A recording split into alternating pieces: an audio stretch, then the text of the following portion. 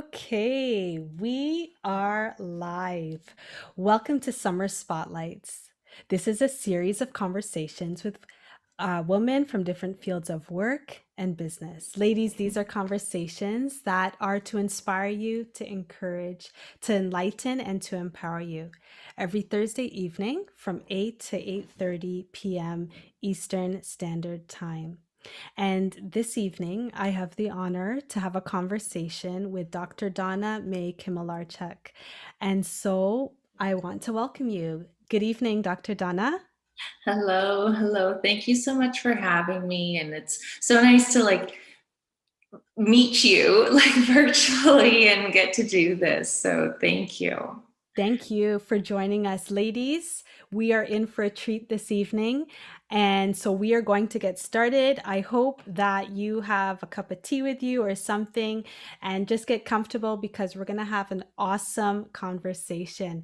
And so before we dive into the conversation, I want you to find out a little bit about who Dr. Donna May Kimmaliardjuk is. So, Dr. Donna, can you tell us a few things about who you are?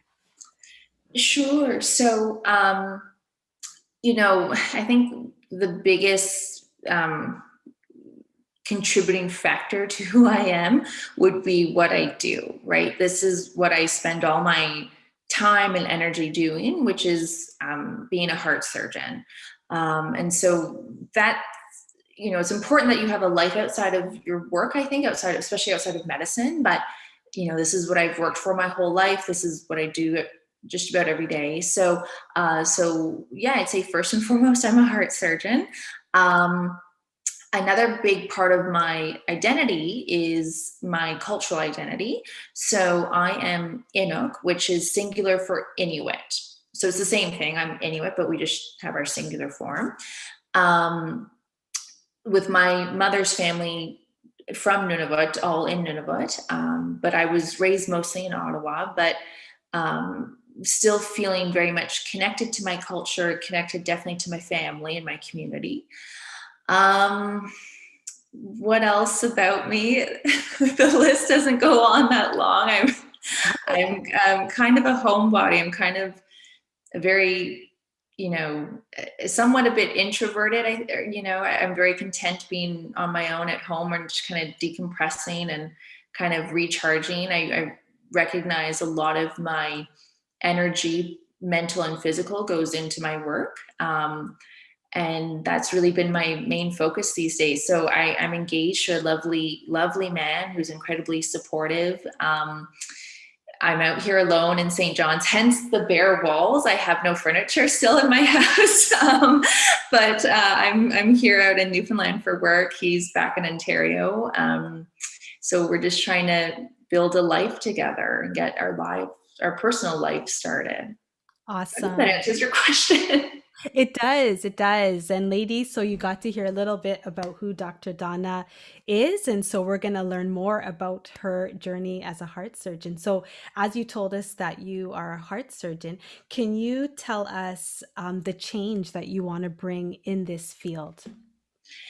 Yeah. So, you know, when I decided to pursue medicine and then surgery, I didn't think anything more of it besides I want to work with my hands. I feel like surgery is the right thing for me. I feel like it interests me the most. I feel like I'd be good at it.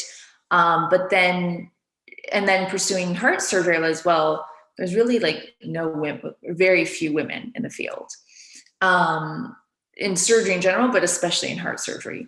And so focusing on my training and residency, it was still just very much how do I become the best surgeon I can be, but recognizing as I progressed throughout the years that I feel there is, I don't want to say responsibility, but I think it's important to share my story with others because I would then meet medical students or, yeah, mostly medical students who are women thinking, oh, well, you know, doctors in other fields or so and so has told me that you can't be a woman in surgery and have a family, or you can't be successful as a woman in surgery because it's male dominated and it's a boys club. And just really hearing these same sort of narratives that I felt, well, yes, there is probably some truth to it, but I didn't feel like that should be what makes your decision or defines what you are going to do with your life and your career. So um, I do want to help change the face of cardiac surgery. It's not just older white guys. There are, yeah, like, well, I consider myself young. There are young women and women of color in this field, and you can be successful. And of course, you very well may encounter people who will judge you, who will criticize you, who, will think that you don't fit the mold because they are very set to this colonialistic, white, male dominated field or vision of this field. But you can still be a part of this field. And I think our voice and our perspective is so important and so valued. Like, even if I just think about cardiology and cardiac surgery by itself, since that's the field I know the most, we know that female patients are underdiagnosed, they're under research, they're undertreated. They're not getting the same outcomes as men when they're treated by male physicians. And there's studies showing that, when women come for bypass surgery, they're maybe not getting as many, this gets a little technical, but not as many arterial grafts as men, and their outcomes might not be as good. So as a woman, I feel obviously you do have that perspective of being a woman and treating female patients, and wanting to improve their outcomes. So, ultimately, I'm still just trying to focus on being the best surgeon I can be day in, day out. But, by even just being here and taking this space, I think helps demonstrate that the field needs to change. It is changing, and that us women have immense value to bring. Sorry, I'm very verbose. So No, apologies. that's awesome. And so, ladies, you've heard what Dr. Donna has said, and it's about breaking barriers, being an advocate, having a voice for those who may not have a voice. And if the field may not look like you, but that doesn't mean that you can't be part of the field. And I'm so glad that you say that, because there may be fields that women may want to pursue or be part of and not see anybody that looks like them and think, I'm not sure. But as you said, yeah, absolutely, that's where we should be a part of, so that younger people coming up can see that there are people that look like them, and that they can pursue those fields, right? Absolutely. You know,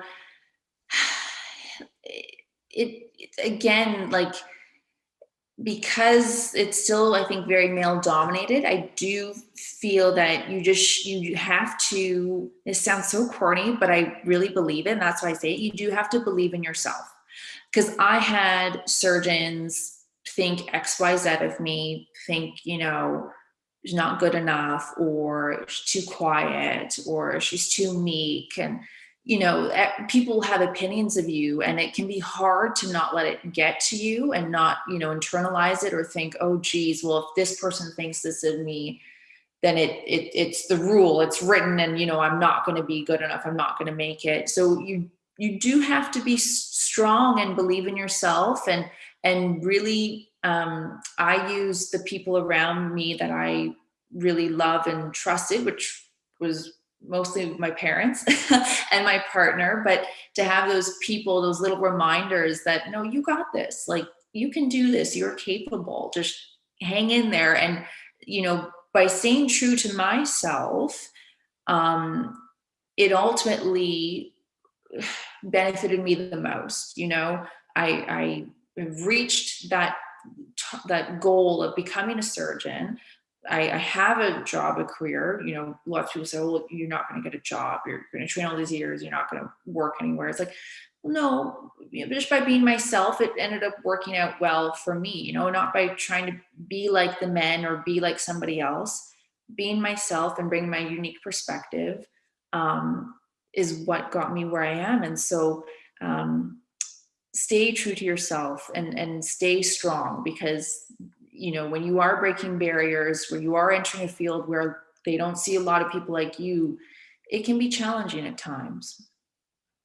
I like that despite the challenges, there are strategies and there are ways to overcome, and you've mentioned a few of them.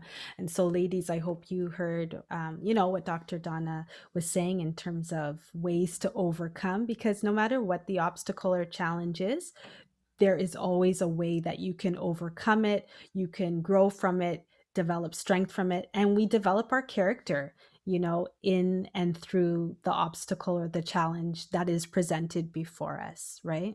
Absolutely. And I think I would add to that just from, I just spent a year at another institution training, which was like such a fabulous experience. It really showed me that, if you're maybe not being valued at a certain place, that there are other places that will value you. There are other people that will get it. There will be other folks who will be your advocates and your allies. And that's what I found. There are older male surgeons who have been great advocates for women in surgery. And having a new being in a different place, having a new perspective on things made me realize, okay, well, maybe if I'm not meant to be in a specific place, that's okay, because I will be valued and seen elsewhere, and that's where I can then thrive.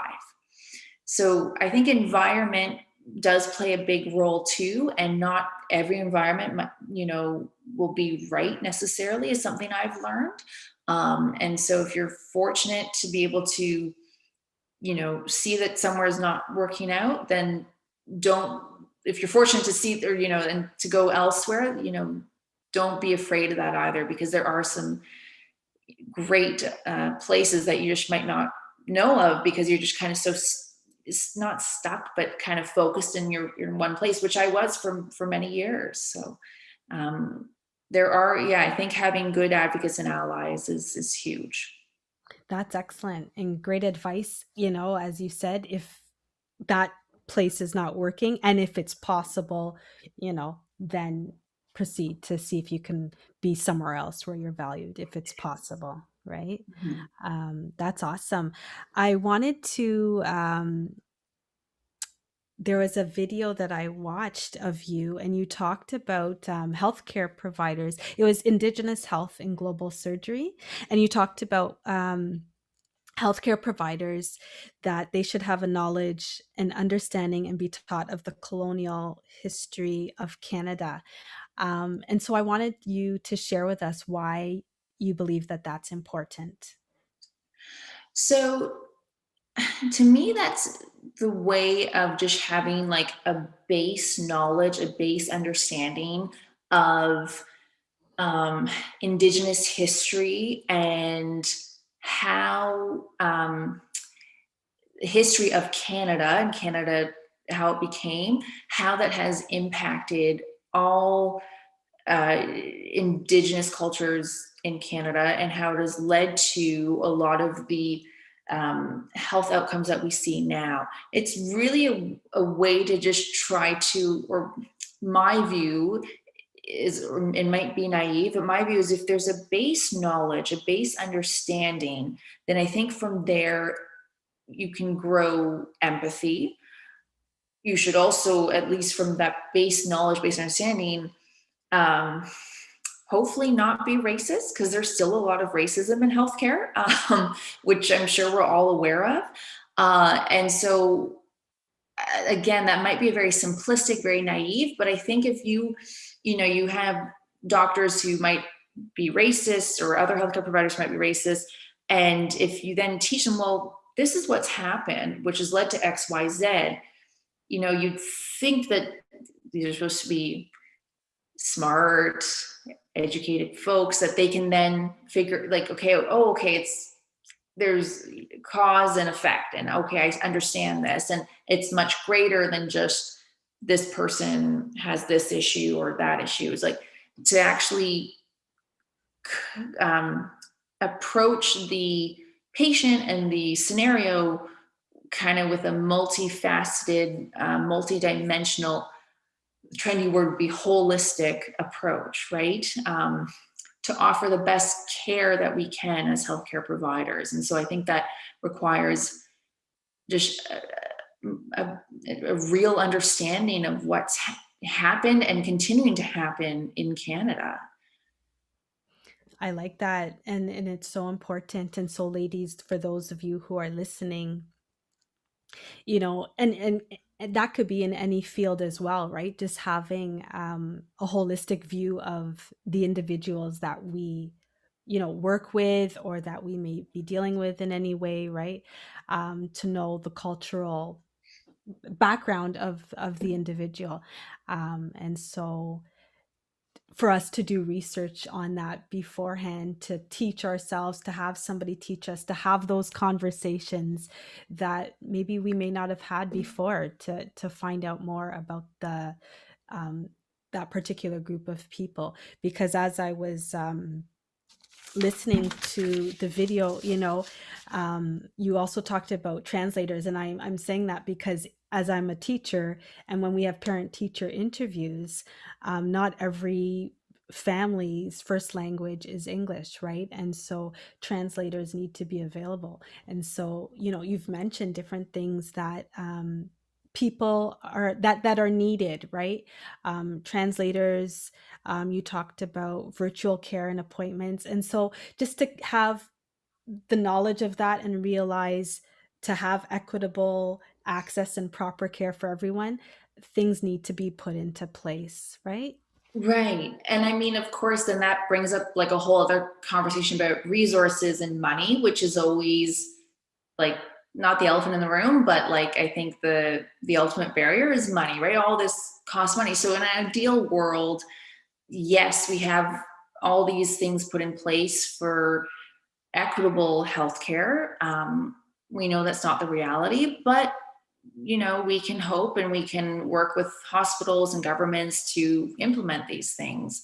Um, Truly, because regardless of where you live in Canada, and it's not just necessarily Indigenous people that live in remote communities or rural communities, all types of Canadians, like regardless of where you live, you should have access to excellent healthcare in this Yeah. country, right? And unfortunately, that is not the reality. So we have a lot of work to do. But I think, that maybe that's like a silver lining in this, which I shouldn't even say that in this whole pandemic, but healthcare providers realizing, well, we can do things virtually. Like this can be another way to deliver healthcare. Mm-hmm. No, it's good. It's good. And I want to know, like, as you are making a difference in the field of being a heart surgeon, where did it stem from? Like, what or who inspired you to be a heart surgeon? Yeah. So like I enjoy getting this question. I enjoy answering it. But I really think it's like this is not the norm. I realize, and I think I realized as a child too, but I decided I wanted to pursue surgery when I was 6 years old. And I actually wanted to do neurosurgery. And that was from the age of 6 until I was into medical school. And it stemmed from a conversation I had with my father. And I was asking him why I didn't know his father, because I was quite close with all my other grandparents.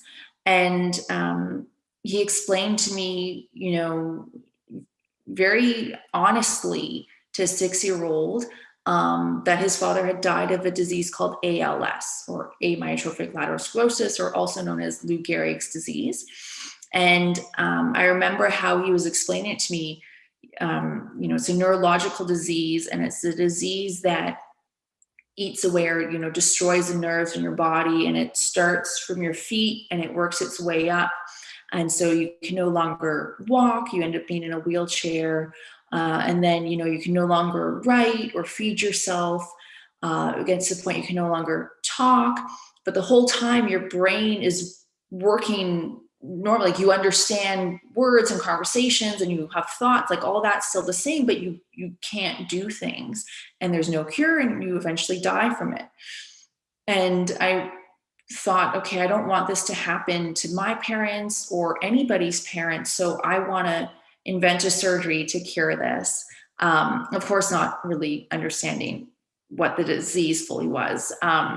And that was my motivation all throughout my childhood. And only when I started sharing this story a few years ago in interviews did my parents actually realize that was the motivation behind it. Like I didn't tell anybody why. I just said I wanted to do neurosurgery, and my parents said, "Okay, you're just going to have to work really hard and go to school for a long time." But okay, so I realized, I feel very fortunate to have had that inspiration at such a young age to give such drive, because it truly was that drive that I wanted to get the best grades I could. I wanted to be one of the best students. I wanted to make sure I could get into university and get to medical school. Like that was always in my mind since I was very, very young. So that's not the norm, I don't think, but I'm very happy and fortunate and pleased with that, because I really am quite happy with what I'm doing with my life now. So I was very lucky. That's awesome. And so, ladies, for those of you who are moms who are listening, and you might have young ones who may say, Mom, Dad, I want to be, and whatever it may be, as Dr. Donna is saying, from the age of 6, she knew that she wanted to make a difference, make a change in the medical field, particularly in dealing with surgery. And then it branched off to cardiac. And so, just be able to hear what your children are saying and feed their drive and be their motivation, and just cheer them on, because no matter what it is that your children may want to be, they can be it, they can achieve it. Absolutely. Like I am so fortunate for having such amazing, supportive parents, who were just, my biggest cheerleaders. And yeah, who knows if it could have been different had they not have been supportive, right? But I remember especially my father always telling me when we were young, he goes, I just want you to do whatever you want to do. The rules, we had to go to university because they knew the value of having a degree, or had to go to post-secondary service, college or university. They knew the value of having that piece of paper. But he always said, I just want you to reach your full potential. Like if you have the potential to be a heart surgeon, be a heart surgeon, and that's what you want to do, then do it. Like they just didn't want me to end up going down the road of drugs, alcohol, partying, and who knows what, right? So very, very fortunate. And I would absolutely echo what you said, just to parents out there, just support your children in any way you can, because it can lead to just some amazing, amazing opportunities, amazing outcomes. Awesome. Excellent. And hats off to the parents who, maybe you're sending your child off to post-secondary school this September. And congratulations to your children who are starting on a journey of whatever it is that they want to pursue, and just be the drive behind them, as Dr. Donna's parents were for her as she was growing up and going to school post-secondary and further. It's so important to have a support system. Can you talk to us, in addition to your parents, were there other people who were your part of your support system? Totally. So, it's always changed throughout the years, but in high school was, a group of close girlfriends.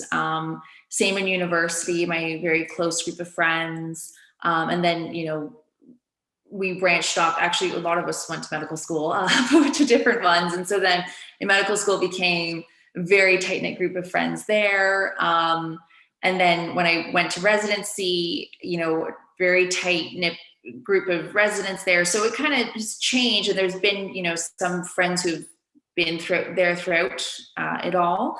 But even in university, so I was involved with it was called the Aboriginal Student Center. And so one of the elders would come there with his wife, and I mean, they became like my parents away from home. They would give me home cooked meals. I could go there. Like that was huge. So just having folks that I trusted, and they're not Inuit, they weren't Inuit, they were First Nations, but again, that, Indigenous connection, or that understanding and similarity. And then, I've been with my partner for 10 years.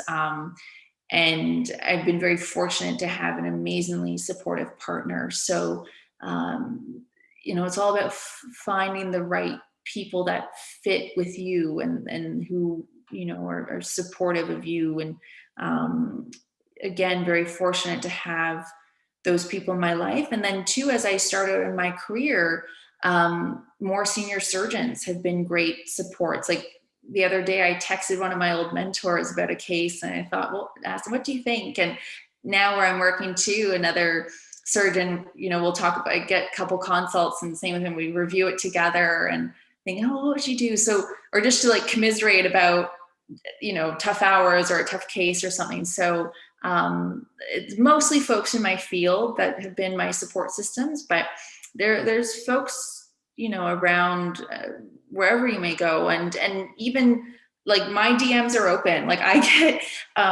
like direct messages fairly frequently, and I'm amazed. I'm like so proud of these young women, how brave they are. Like I would have never messaged anybody. I would have been way too scared and nervous, but I'm so proud. Like they message with questions, or they have these aspirations to do so and so, but they don't feel that they can. Like, and I'm like, yes, do it. Like I will always respond, and I will be your support system. I email with other young girls or Zoom with them. Like, so whoever you can find, and if it can be me, like I'm happy to be there for you. So. That's nice. No, that's awesome. And I love that you talked about support system and having a mentor. It's important to have a mentor, to be mentored, and that we can mentor others, right? Who may be needing some guidance, whether it's in the same field or something different, but that we can pour into them for a season, or something like that, right? Can you tell us, what do you define as success, Dr. Donna? And is it the same now as it was when you first started your journey? Oh, that's a fantastic question. And to be honest, I don't think about it much. Like, for example, when I started residency, well, to be successful was ultimately passing my board exams. Like that sounds very simplistic, but that's the goal, right? At the end of my training. And so, and to get a fellowship and to get a job, both of which I did. And so, I mean, success to me, you know, this might sound a little corny or I don't know what, but to truly feel fulfilled and happy. Now, that doesn't mean I'm not happy all the time. Like even just this morning, I was, cranky. Like it's not to be happy all the time, but happy with decisions that I've made, to where the path that I'm on, to be doing what I love. So I feel successful in that sense, that I've reached a point where I get to do what I trained to do for so many years. Um, and success is different for everybody. For me, I want to have a partner, and I've found my person. Some people don't, and that's fine, but that includes that for me. To have that sense of stability, family, doing something where I feel fulfilled and happy, that would be success to me. That's awesome. That's awesome. And as a cardiac surgeon, what is success to you? So I always think one case at a time. So success is first getting them out of the operating room, seeing them awake in ICU a few hours later. One of my favorite things is the next day, if I finish late in the evening, I'm at home, they get woken up in the middle of the night, but I walk in the morning and I see them and I get that big smile on their face. Like that's huge success. And getting them home. And then I would say once they're discharged from my clinic, like then I feel I can exhale. Like it feels like it's, never ending story, but so there's all these little successes. But so, yeah, so first and foremost, I know we're almost out of time, but to do a good operation, to do the right operation, to do it as well as I can to the best of my abilities, and to be, not just an excellent surgeon technically, but an excellent care provider, to really be able to connect with my patients on a personal level or that human level rather than just, okay, I'm here to do surgery, blah, blah, blah. And, to have impact on people's lives. And whether that be just on the operating table or at a grander scale, to be able to have that positive impact, I think is being successful. That is a great way to end. Like this has been an awesome conversation. And there, Dr. Donna, there may be ladies who may want to connect with you to ask you questions, etc. So can you share with them how they would be able to find you if they have any questions that they may want to ask you? Yes. So I'm on Twitter and Instagram. I have a LinkedIn. To be honest, I don't really know how to use it, so I don't go on there. But Twitter, like my DMs are open. So it's D Kimmaliardjuk. I've had people tweet me there, and I will always respond.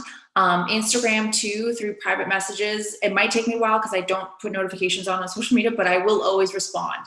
And then we can connect via email, but those are probably the two most common ways that folks get in touch with me. And we can go from there. Like I'm always happy to respond, but be patient, but I will respond. That is perfect. Thank you for sharing that. I honestly, this has been an amazing and inspiring conversation. I appreciate you taking the time to share with us your journey as a cardiac surgeon, the challenges, the ways that you've overcome, your support system, and just the way that you are standing out in your field, representing, whew, yeah, Thank representing women of color and making a difference. Thank you. You're going to make me emotional, but no, thank you. And like, thank you for giving me this opportunity to speak. And for those listening, sorry, I'm very long-winded in my answers. This comes from my father. But thank you for listening. It's been so nice. It's been so easy to talk with you. Um, and I know our time's up. So I am actually curious to know who is going to be with you next week.